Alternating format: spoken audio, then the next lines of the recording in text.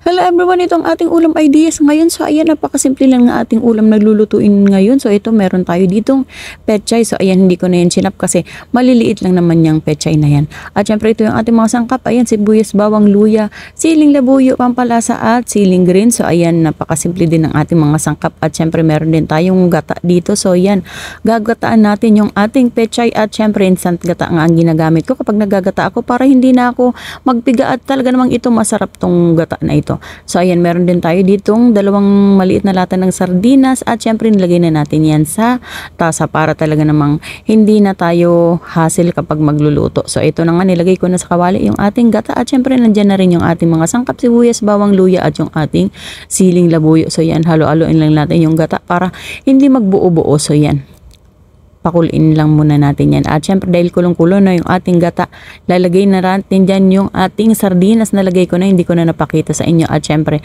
palulutuin muna natin yung ating sardinas sa ating gata para talaga namang malinamnam yung ating lutong ulam. So ayan, kaya hayaan lang natin yan dyan na kumulo ng mga ilang minuto pa.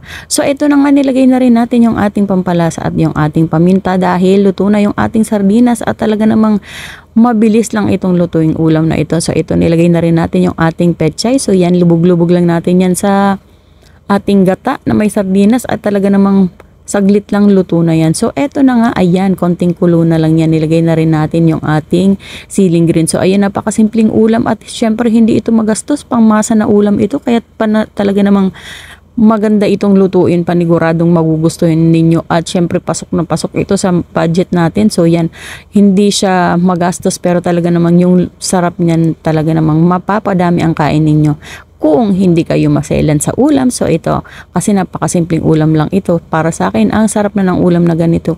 So ayan, itong aking ulam ideas. Ngayon ang aking own recipe, ang aking own version ng ginataang pechay na may sardinas. So ayan, try ninyo ito, panigurado pasok sa inyong panlasa at talaga namang masarap at malinamnam ang ulam na ito.